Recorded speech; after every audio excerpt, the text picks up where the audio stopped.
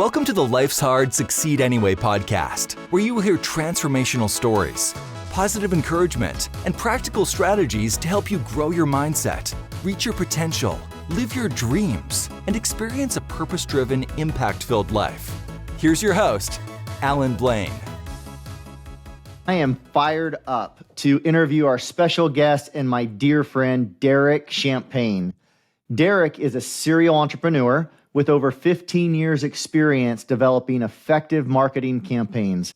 Derek has a story of growing up from humble beginnings, being on stage at the age of 3. Yeah, you heard that right, 3.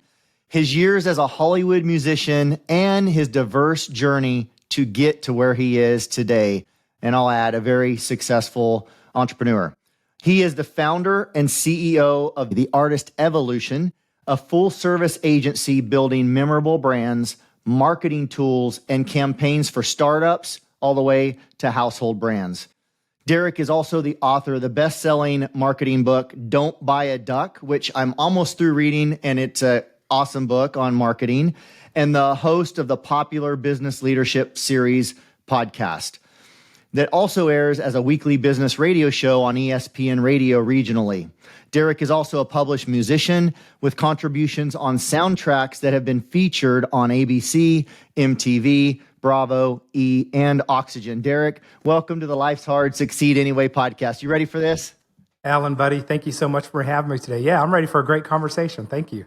Me too. Well, I've shared with our audience just a brief intro of some of your accolades and a little bit of who you are, but if you could just take us back and bring us up to speed on just kind of a little more detail on who you are and how you got to be where you are today, if you don't mind. Yeah, happy to do that. All right, so you started at 3 years old already. So my parents were part-time touring musicians in the, I guess the 70s, early 80s. So I was born in 76.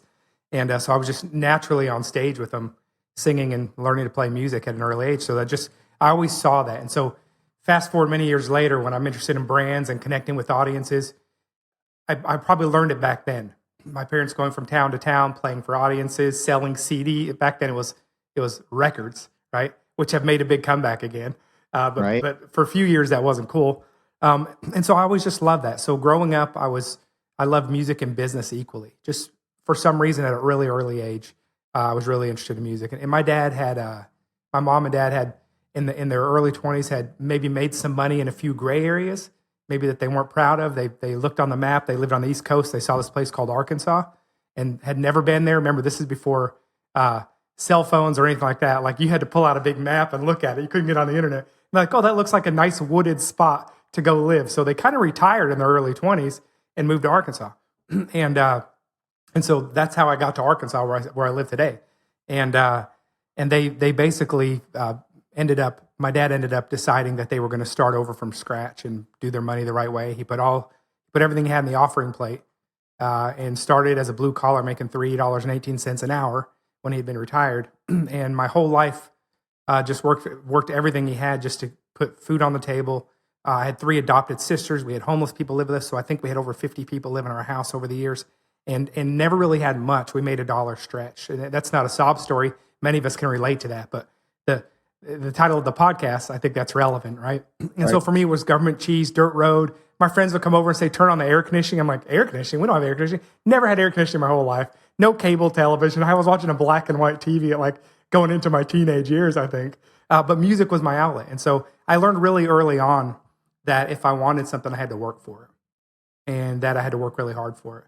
And I had to do it myself.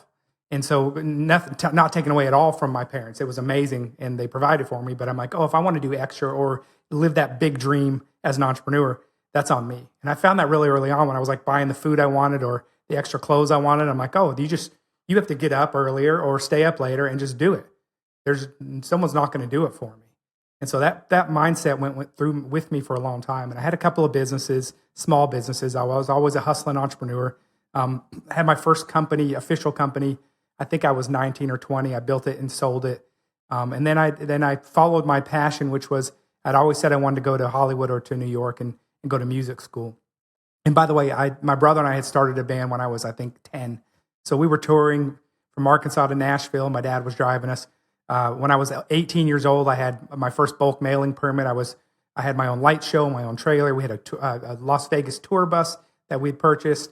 And so we were already doing the music business thing for a long time. I've been touring and playing shows for by the time I was 18, for almost a decade, or closer to a decade. And so I moved to California, and that was what I really wanted to go in the music business. So I went to Musicians Institute out there. I was playing 3-4 nights a week on the Sunset Strip, doing tours. I had a couple of businesses while I was out there as well. It was a grinding lifestyle. And so I'll spare you some of the details. Some cool stuff too. I got to be the bass player at the Viper Room when Johnny Depp owned that club out there.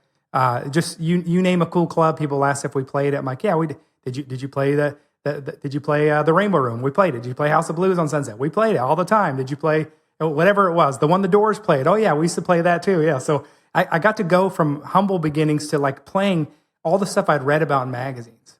And that was my dream. And I remember the year before I moved to California, I'm sitting on the beach in Florida with some buddies. We all scraped money together to go hang out on the beach. Everyone's in college. And I said, I'm going to go live there. I'm going to go live in California a year I'm going to go in a year.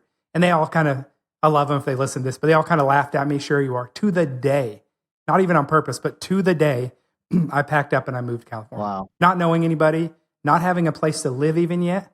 I just sold a little business and I'm like, okay, let's do this. And so I really explored the music side of business for a long time, had an entertainment company there, was 29 years old and was like, man, I am getting tired of midnight shows and the entertainment lifestyle. It was just exhausting for me. And I had met my girlfriend at the time, who's my wife now. She was an actress, I was a musician. And we're like, there might be a quieter life. So we ended up moving back to Northwest Arkansas, which I never thought I'd live there again. We flew out from visiting. I said, you know what? That was really cool to go back there, but I don't think I'm meant for a small town. I don't think I'd ever live there again. Never say never. 10 weeks later, we were packing up and moving back to Northwest Arkansas. And so I had left my bands I was in, got to do some cool stuff, but as you heard in the intro, put music on some soundtracks and some fun things like that in the music space. And I left on purpose. And so I left on purpose, and I'll save some of the story maybe when you ask for a hard time, but basically through a transition, which I'll talk about more later, I ended up having opportunity to start the Artist Evolution, which originally was to help artists. And so that was in 2007, and it happened just during an unexpected transition in my life. And we're celebrating 16 years this month. And by the way, I had no business starting a marketing agency. I was marketing-ish, and I had always marketed stuff, but I went and finished my college degree and my MBA after I'd already had several companies, already been in the music business, came back to Northwest Arkansas, then finished. I'd already owned an agency by then. So I'm finishing a marketing degree. I've already got interns working for me who are working on getting their marketing degree. So things happen backwards sometimes, but we've had the privilege of working from startups to household brands over the years and be involved in, a handful of other companies because I just like to do other things. So we had a sports media company in the pro athlete space and a few other investments that we've been a part of. So that's kind of my fast forward to today. I love it, man. You have done a lot. So 2007 is when you started your current, is that accurate to say your primary business today, even though you own parts of or multiple businesses? 100%. Yep. Okay. And the business at 19, if we go back to 19, by the way, we have something in common, Arkansas. I mean, I guess your parents and my wife and I have something in common, I should say, because we both grew up and married in California. You said you grew up, your early years before Arkansas was the East Coast somewhere. Is that right?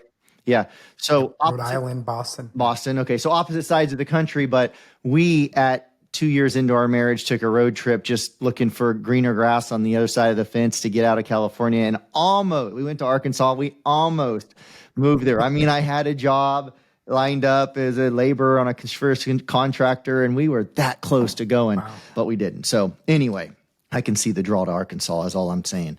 I saw it then, but glad to be in Nashville now. But at 19, I'm curious, what was that first business you started and sold? And what age were you when you landed in California? Yeah. Okay. So I might miss the age. Maybe I was 21 when I sold the business. It was called Champagne Distributing because that's my last name. And we basically brought Marietta was a California company, and we brought a territory to Arkansas, Missouri, Oklahoma. And so I was the cookie man. I owned the rights to Famous Amos, Jackson Vanilla Wafers, Marietta cookies, all these product lines that are very popular here in the South. and my customers were Walmart supercenters, box stores, and I had a warehouse filled with cookies. And that's one of the big lessons I learned, Alan, was, oh, you have to rotate your inventory when you have perishable goods. Right. And that's something I didn't intuitively know until I realized that I had a warehouse full of expired cookies, and those were all my treat to pay for, right? Wow. And then how many years were you in California during that season? Almost 7 years in California. Most of your 20s. Is that right? Most of my 20s. Yeah. And then you start the Artist Evolution. And what would you say have been some, I mean, I know you well enough to know you've had some, you're having some major success, not just financially, but in your marriage, in your family, in your health, and all the things that are important and the things I call successful living. And hopefully others do as well. I know you do. But just speaking even of your professional success, what would you say has been some of the more, just for our listeners, for nothing else, just to say, I'm asking you to brag on yourself, which I know you're not one to do, but brag on yourself for a minute in the professional space, like what you've accomplished. I mean, you said even your business now works with startups to household brands. I mean, what are, and maybe that's not even where you would go to answer my question, but just give our listeners an idea of what you're up to. That's interesting. Yeah, I mean, I've had a couple companies have exits from, so I've been able to build them and sell them. That's the happy part. Now, I'll equally say that I've had a few businesses I've learned lessons on and have scars from that did not go anywhere, and they were disappointments. I even had one during COVID that I was super excited about that shut down during COVID, which was probably my crown jewel in the pro athlete marketing space. But a lot of us had transitions that happened during that time. But yeah, I would say for going from someone that was in the music industry in a whole different pivot, I'm really proud that I was able to make a pivot and have a complete career change, complete identity change as far as on my professional life, in over my head too. I've always been the underdog. That's always been my approach. In fact, and that's why I have trouble answering your question, is being an underdog is my secret power. And I like to show up in any room as the underdog. Now, that doesn't mean I'm not speaking on stage to 2,000 people or on a podcast or writing a book or working with, some clients like Domino's Pizza or Princeton University, we've had some great, amazing campaigns we've worked on that are marquee campaigns. And so I guess that's a success, but I always like to have that underdog underlier part of it, because I think for me personally, if I forget that part of it, there's been a few times in my career where I relied on the laurels of my resume only to look back and go, oh, Rome was burning, because I'm so focused on what I did in the past that I'm not getting a line of sight out into the future. Yes, use it as a foundational advantage, but what have I done today? What am I doing in the next couple of years to keep earning that spot? Right. Because it's the days of just setting something up and being done are almost gone, because there's disruption that happens all the time. Right. So I think that's an important mindset, is understanding my industry, my world is going to experience continual disruption. It's not a set it, forget it on happiness. It's not a set it, forget it on success. It's a continual revisiting and defining what's important to you, what success looks like, and am I relevant to the people and the stakeholders that I serve still? If not, look out. There's someone behind you that's hungrier and more interested in doing that. Yep, absolutely. And something else that you said, I don't know if I'm going to put words in your mouth, but you can clarify if I'm wrong in my understanding. But I meet so many people, and I'm sure you do too, that feel like that they want to, and I've got this personality type, if I allowed myself to, I'm very quick start and very analytical too. I'm a little unique maybe in that way, but I could overanalyze something to death. I want to do things right. I have perfectionistic persuasions, right? So it's like, I'll start once I've got all my I's dotted and my T's crossed and we've got it all figured out. And I see so many people, and I've learned that's not a great place to be.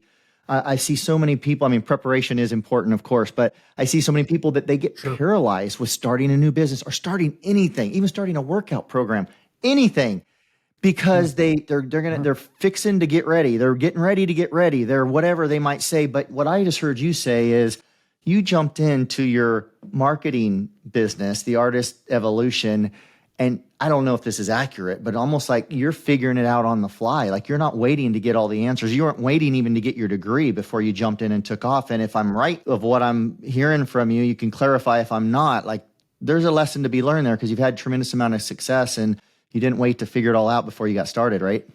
Yeah, and I think there's a couple things. So can I break that down for a minute? Yeah. When I think through like why people don't get started sometimes, and I'm one of these people, but I've learned to identify and get past it. One is we're afraid of failure. And that is a lot of that is, yes, there's consequences, but part of it is our pride. But if you really think about it, think of all the people you know in your life. If they told you that they made a change in what they do for a living or in where they live or something like that, you probably wouldn't give it more than 10 seconds thought. No. You go, happy for you, buddy. But that person agonized over it for years. What are people going to think? What are they going to say if I do? Nobody cares. Right. And one of the best examples I ever had, and this was an early business I had as well, I had a cleaning company. And I forgot to mention that one. And what happened is I went to work for this guy who was in college. He was finishing his law degree. And he was making thousands of dollars a day washing people's windows. And he said, hey, you want to work with me? And I'm like, yeah, show me how you make money. Like, show me how you make cash. Remember growing up poor and like, if someone knew how to make cash, like, tell me how you did it. So some of my friends were working at the mall or things like that, and they were too proud to ever wash a window. And so I went along with this guy who was paying cash for law school himself, cash. And he's walking through and he knocks on a door. Can I wash your windows? $100. No. Okay. Doesn't care. Rejection. Go tromping through flower beds, knocks on the next door. Yes. No. Yes. Yes. No. Yes. No. And then when he's done, he's got like $2,000 cash sitting there for the last 2 hours of work, 3 hours. And so that taught me, that blew my mind that if you don't really care what everyone else around you thinks and you have a vision that you want to do something, even if it's not glamorous. I mean, washing windows isn't glamorous. Owning a cookie business isn't glamorous. Sometimes having a marketing company isn't glamorous. Right. Like, it's not. But it's my calling, my mission, and it's what I'm doing. And so I think having that at an early age, that mindset of, oh, you can just go do it, helps you do it. And then the next thing is from a music standpoint, I was not the most talented musician. And my brother, a year older, was like a virtuoso. He like stopped taking piano lessons, was like doing concertos at 9 years old, and I'm screeching a violin and then trying to play my bass. And so I realized back then is if I work harder, I can fake it till I make it. Yep. And so there was a summer that I would practice for 50 hours a week on my bass. I wanted to play like the Chili Peppers, and I loved Flea from the Chili Peppers. And so I would practice slap bass for 50 hours till my hands were bleeding, till I was putting glue on them and do it again and do it again and do it again. And guess what? People thought I was the best slap bass player they knew because I put in the work. So even though I wasn't naturally gifted at it, and there are some things that maybe I'm not going to ever be able to play in the NBA, probably, unless they change a lot of rules. But that was something that if I worked really hard and devoted myself to it with reckless abandon, that I could do it. And so doing that at an early age showed me, hey, if there's something I think I can get really good at and I put in the work, I'm going to do it. And I know that I started realizing too, Alan, that a lot of people were just like me. And either they were working really hard or most of them weren't working really hard, and I was going to outwork them and figured out because I'm going to get up earlier and work harder and I'm going to learn the craft. And I've never lost that mindset. Like, being willing to be a student until you die is probably a good thing. You're always going to be a student. And I tell the kids that intern at our agency, I'm saying, hey, you're about to graduate, congratulations. But if you're going to work in this industry that changes all the time, I hope that you're going to keep that student mindset because you're always going to need it in order to be relevant and to beat the competition. So good. So many golden nuggets there, Derek. So good. And even going back to one of the first ones you just dropped, not being worried about what other people think about you. And I've said this so many times, and it took me years to realize that, like you said, people they're not as worried about us as as we think they are. They're too worried. They're too busy worrying about what other people are thinking about them to be concerned that whether we moved or changed careers is like whatever, or whether we failed. And had to get back up and dust ourselves off and keep going again. So anyway, so good, so good. If I can say one thing on that is the people that I like to lean into, like the mentors that I want to be around, those that really inspire me and can take me from here to here to here to here, they are looking for, and I do the same thing with people I work with. Inherently, I want to see people that have made mistakes and have learned from them. I don't want to work with someone with an unblemished record. Respectfully, like that, there's no mosaic to your story that way. In fact, you're probably hiding something if you've never made a mistake and have no lessons, right? So 100%. It actually just keeps building you to be a more well-rounded mosaic of your character, and you attract quality people when you've done that. It just somehow works that way. So true, so true. So what would you say, obviously you've had a lot of success. We could spend the whole podcast talking about your success. We won't. What would you say if I asked you as a key to, there's many, but what is one of the keys to, just for our audience's sake, to your success? Yeah, that's interesting. I'm going to give you a two-part answer, unfortunately. Okay. One is the hustle to the way that I got to experience whatever we define as success. I'm air quoting. Let me go closer. Yep. was due to my mantra of without fail. In fact, my team says it here still to this day, 16 years later. And at an early age, I just heard those two words, without fail, and I decided those were going to be my two words, which means without excuse, as promised, to myself or to somebody else. And it was really that simple. That was my mantra. When others weren't doing it, I was doing it. When I was booking shows across the country myself, or getting in over my head on booking a job I wanted to get for a new company I'd started, or it was, I'm going to figure it out. Without fail, I'm going to do it. And so that was then. That's how I was able to achieve a certain level of respect and success as far as financially and network and those kinds of things. But the way now that I've been able to keep that, so it's a two-part answer. It's young Derek to build it, Derek to keep it, has really been about my willingness to see where I fit into the world around my faith, around my family, around my priorities, and around my ability to look at the world and have gratitude about where I sit in it. I love it. That's the twofold. It's more mature Derek looking back, and then there's earlier Derek. And honestly, Alan, I was afraid to work on the second part of my life and unpack that part about 7-8 years ago, because I was afraid I would lose that mojo, that without fail secret sauce that Derek has. Right. Give it to Derek. He'll run the ball to the finish line. Yeah. Give it to Derek. He'll climb up the hill. And I was. But as I started feeling fallible and like I was mortal at a certain point, I'm like, you know what? There must be more context to all of this. And that's where, in one of the mastermind groups we're in, I found the balance of success meets significance. Yeah. And I believe the two of those have to go hand in hand for a purposeful and joy-filled life, which is what we all want. We want joy and we want fulfillment. Yeah, absolutely. That is so interesting. I wonder how many other listeners could even relate with that feeling of, hey, if I get balance, significance in my life, if I have success, if I slow down in my career enough, and I don't know if this is how you'd say it, but if I slow down in my career enough to care enough about the other important areas of life that arguably are more important in life than even financial or monetary success, am I going to lose, as you said, the mojo? Is that what I'm hearing? Like, was the 100%. concern, am I going to lose that focus, that drive, grind, that hustle muscle, right? What would you say to someone who's still feeling that way? Like, yeah, it sounds great, but I mean, you can say what you want. You can say fake it till you make it, but I'd take a bunch of faith till I make it to believe that. It would take a bunch of faith because I don't believe that. Like, I'd lose something. What would you say? Yeah, well, you might be right. So be careful, right? You might be right about that. That was my fear as well. So I can only tell you my personal experience with it.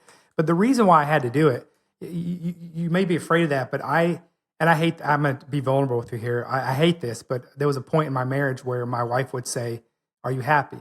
And I would say, and everything was seemingly great. At the cars, the house, the money, everything was great. And I would pay any amount of money in the world and give anything to have peace. And here I was, a person of self-proclaimed person of faith, and my friends from church would go, "You need to go to church. You need to pray." I'm like, I'm doing those things. And I had a restlessness. And that restlessness I used to my advantage to keep people at bay, to conquer things and do it with a reasonable amount of kindness. I wasn't ruthless, but it was like, so that was the mojo. And so I would challenge your listeners, if you have a unsettled restlessness, if you cannot seem to find lasting peace and kind of fulfillment and satisfaction, and it's this hamster wheel of keep building more. Guys, I didn't celebrate success. That's one of our core values I'm looking at right now, is celebrating our wins. Is my personality type would go conquer something, climb a mountain, and the second someone said, "Good job," I go, "What about that mountain?" And it's exhausting for my family, for my team members. Now let's go do that mountain. And I still climb mountains, but there's a different reason I climb the mountains now. So my mojo didn't change.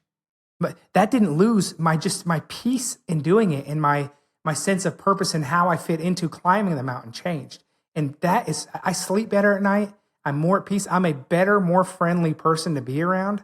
Alan, we know each other pretty well. I spend a lot of my time investing in other people so that they'll have that as well. Not that I'm preaching it onto them, but just I've been there. I've walked through some really hard times of unpacking that part of it. So yeah, if you want peace and fulfillment, I would take some time to slow down. We cannot do it with too much noise around us. And most of us put as many things as we can around us, including our phones and our social media and everything we can to fill up our schedule, because we're scared to death, subconsciously, most of us, of being alone with ourselves long enough to hear maybe a change that we need to have or something we need to unpack. And actually, that's where the meaningful growth happens.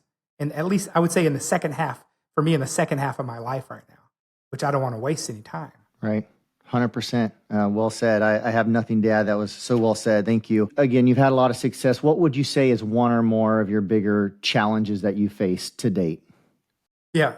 So while I talked about all these great things about that, I kind of breezed over like, oh, just, be in the right spot and mindset. I share it because I struggled with it. And I did care a lot what people thought about it. And I was thinking about this a lot recently, preparing for a talk. And I was thinking that I'm a recovering self-worshiper, a recovering pride addict. I don't know, you can call it what you want, but sometimes shyness is that, right? Like putting so many layers around you because you don't want to have rejection. It almost seems like counter to what I've been sharing.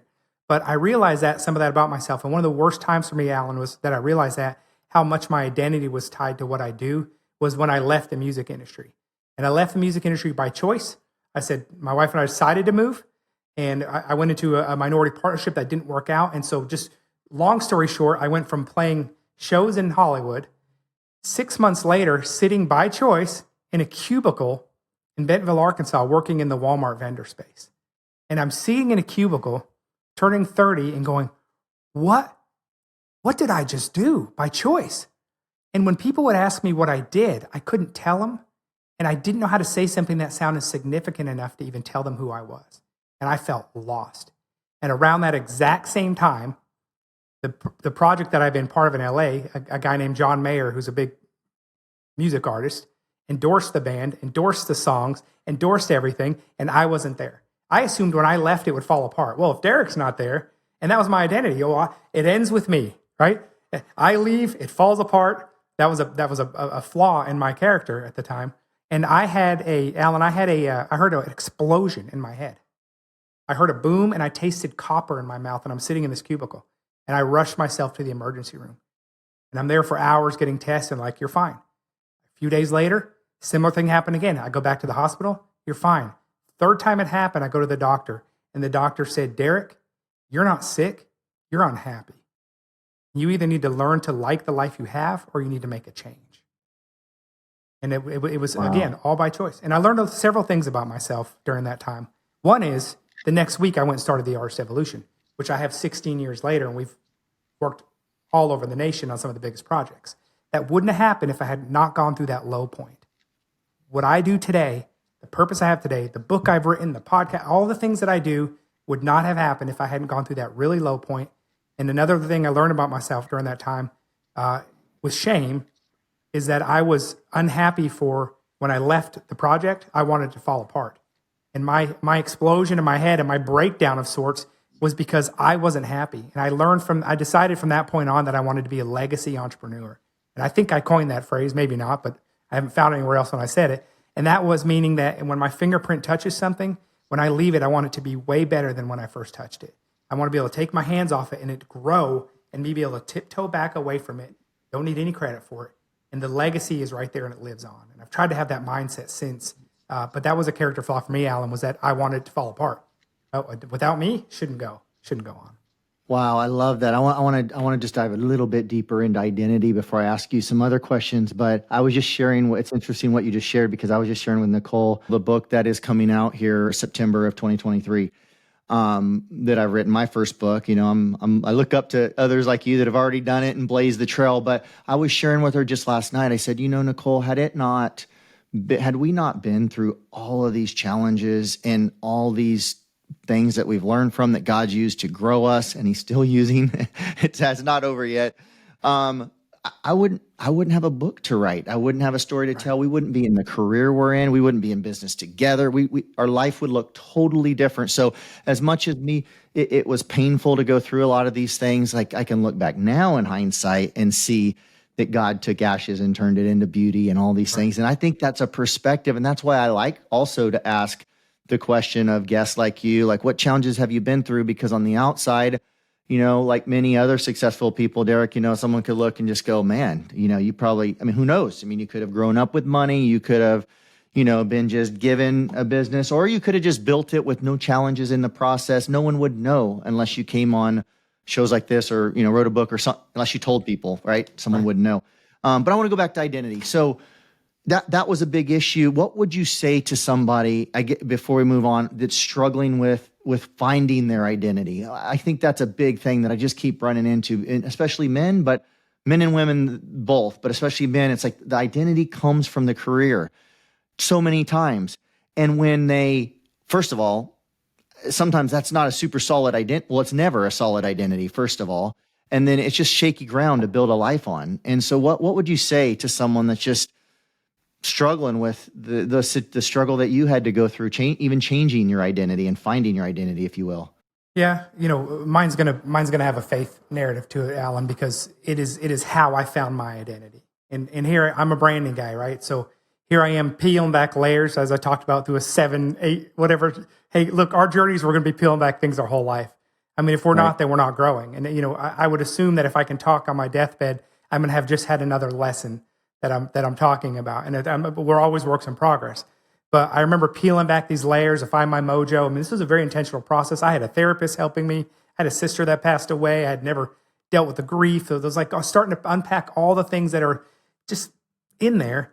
And I was at church one day, and this preacher said, "Hey, I'm gonna tell you, I'm gonna give you a branding exercise." And in my head, honestly, I didn't really want to be there that morning. I'm like, "Oh, this will be good." And I'm like, here's a preacher pretending to be a brand expert. I'd probably just got done doing a big branding project, right? And so I'm like, all right, the lights were off in there. And he whispered, "You are a deeply loved child of God." And that's it. And then the room went silent and dark for about a minute. And I rolled for a second. And I sat in that and I marinated on it. There's 5 words. And that was a transformational moment in my life to show where I fit in the universe and to show where I fit with acceptance and where I fit with mindset on everything that I do. That moment, that guy didn't realize that what he said was going to rock my world. In fact, I have never thanked him. I don't remember who preached the sermon. And I don't know if I was supposed to be there that day. And so I changed the narrative over time. I started to change the narrative about what my identity looked like because I had had such big identity experiences. By the way, my loss of identity helped me later to work with pro athletes who were retiring. And so it transitioned for me to where when I talk with pro athletes that are retired and they're going through a transition, mine's different, but I can completely sit with them, have a breakfast, talk to them and go, I get it. I didn't know how to say what I did. You could say that you were the starting whatever for the Colts. And now you don't know what to tell people. You sell insurance now. You sell vitamins. You sell marketing. That doesn't sound as good. It's not in front of the world. It's different.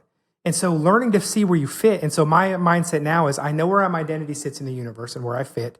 And there's a parable that I probably shared with you before, although you already know it, of the talents. And there's a parable of the talents where these individuals are given talents and told to go use them. And one buries them and hides them. He hides the talents and he's rebuked for it. He's going, why'd you hide it? Others took it and they produce it. So in my world, my identity is to get up each day.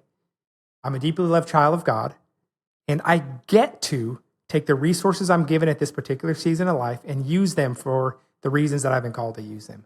What a different pressure. And I'll tell you too, Alan, I love the name of your podcast, Life's Hard, Succeed Anyway. And I would say, as we talk about doing gratitude journals, life is a miracle. Life is unbelievable. Life is now. Life, keep going. Someone's having a tough time, I would write that part out because, man, life is an unbelievable miracle. And it's something we have to embrace that we don't get any guarantee of having after today or tomorrow. So good. So good. So when you look back on your past challenges, and I know you haven't tried to name them all on this podcast, but just all of them. We don't have time to name them all. We don't have time. I'm sure. How old are you now? About to be 48. Almost 48. Okay, I got you by 3 years. So we've lived enough to have a few challenges, right? How do you view those in light of your current success? I need them. Like I go through challenges still all the time, Alan. Like it's not bad news for people that are climbing maybe the summit or perceive summit for the first time. There's going to be peaks and valleys all the time. There just are. It is part of it. And so my mindset now, and it's not fun to go through it. I mean, we had something last week where we got scammed. Our bookkeeping got scammed out of a lot of money, like ACH'd out of our. I mean, so like it's not like I never have challenges, and we have health challenges in our family. Like there's things all the time, but now I look at it as you're either zoomed in on something, you can't see the whole thing, or you zoom back and you can see it more clearly. And so I use the past as a zooming lens to zoom out and see historical data on my life. Okay? Because when you're in the middle of something, either good or bad, you don't have perspective. You have this, oh, I'm really doing well right now. And people make bad choices sometimes when they just are living on that top needle and they're seeing it this close, right? But when you can zoom it back, like, oh, I'm experiencing this. Maybe I should save right now because this happens. Or, oh, this happens and I learned from this last time. I think the failures that I've had, the challenges I've had have led back.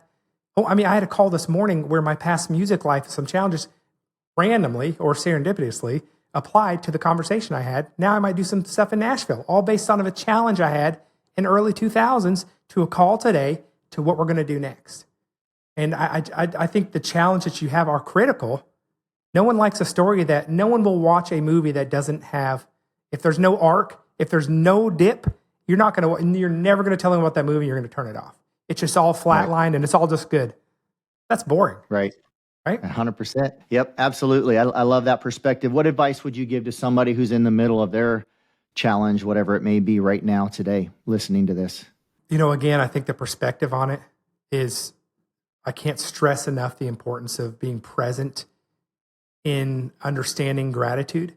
I talked to a guy who, a few years ago, who was, what was he? He was double amputee, born that way, double quadriplegic. Wow. And he was the first person to ever bear crawl to the top of Mount Everest and then mount another mountain taller than that the next year. So when you put into perspective like what your challenge is, and it might be great. One is you're not alone going through it. And so there's help around you of anything you're going through, somebody else has gone through. And it's just a matter of identifying and being vulnerable, and somebody will help you. And somebody will shortcut the heck out of it for you. Right. Like if you're in some insurmountable thing right now or in the middle of something, someone else, I guarantee you, has been through it like that, maybe even worse. And they're there, they can there and help you either know how to grieve or get through it or how to pull you up a lot more quickly, good and bad, whatever you're going through. But then also it's around perspective. A lot of our perceived needs are really wants, and the practice of gratitude and thinking about it. I was going through this the other day, Alan. I was having a tough week last week. I think I told our mastermind group, like I was sick, didn't go visit my family. I just started doing a gratitude journal. I'm like, oh, I can actually get up and walk over to get a glass of water. There's 2 miracles there. Well, 3. One is I'm alive. The next one is I can use my legs. And I know people who can't use their legs. And the next is I have running water in my house and I have a clean glass to drink from. The thing that I just did, seemingly insignificant, is an absolute miracle and gift to many people and to other parts of the world. Right. And I did it just without, what we're doing right now is an unbelievable gift. The technology we're using, our health we have, there's a bunch of miracles happening right now in this conversation. And it's really easy for us to take our needs and our wants, make them needs, and they're not necessarily. And so if you can get grounded and rooted for a minute and get centered and go, okay, around my life and around what I'm doing, things are actually pretty darn good in comparison. Okay, great. Now what do I need to tackle? Either a privilege or a chore. Like maybe it seems insurmountable or maybe it's exciting. But still, ground yourself. You've got better perspective about what you're going to do next. I love it. Gratitude is a game changer, and there's a good reason why God's word talks about it over and over again, the importance of giving thanks in all circumstances and multiple places. I love that. If you could go back in time and give yourself some advice, maybe your 20-year-old self, I don't know, whatever, go back 10, 20, 25 years ago, what advice would you love to have been able to give yourself, among many others, I'm sure? In my 20s and 30s, I don't think I would have listened to me, unfortunately.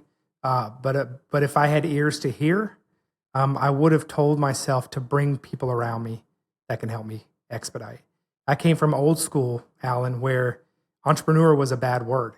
It was a word where you told someone you were an entrepreneur and your friend's parents would say, oh, that's awesome. So then when are you going to go to get a job? And you'd be like, no, I'm making money. And it's cool now. Shark Tank, everybody's an entrepreneur. Everyone's a CEO and an entrepreneur on LinkedIn now. But again, 20, 30 years ago, it was a dirty word. It was a word that you didn't take lightly unless you had really built something already, which you have to start somewhere sometime, right? And so I would have told myself to bring people around because I held my cards close. And I can point to some of the failures I had in business. And I had some pretty cool businesses, a couple of them in LA, that didn't make it. And it's because I held my cards so close and didn't bring collaborators around me. And so I can take all the credit for building it, and I can take all the credit for the failure. Imagine if I had just relinquished a little bit of that and brought a partner or two around me or a mentor or two, we'd be having a whole different conversation. I started a company that would have been a competitor to Angie's List. We've all heard of Angie's List probably. Well, Right. I had that idea first. And I had a business in LA, that many years ago that was doing the same thing. And we had some of the best people around us. And then I didn't bring in the right partners on it. My own failure, my own lesson. Angie's List comes out. I'm like, oh, it wasn't like I'm like, oh, I thought of that. No, I got up and I built it, and it didn't work. And it didn't work because of my pride. So I would have went and flicked myself on the head and said, bring people around you. Bring people around you smarter than you, collaborate. As mentors and counselors or as partners, or you're just saying, depending on the situation, it could be a combination of any of that. Those you can trust. Those that you can be Yeah. vulnerable with about P&L, about struggles you're having of knowledge gaps. I don't know what to do next, right? Advisors. I don't know. Advisors that you can trust to give you good answers, to tell you the truth, and that you can ask hard questions to without being judged. And I think that's Right. critical. We all need that. I have it around me, spades now, but I wish I'd known it back then. So good, like we have in the mastermind we're in as a part of together. Yeah. Right. So good, such good advice. Hey, as we start to wind this down, just some kind of 30-second type quick question and answers, kind of in rapid fire here for you, Derek.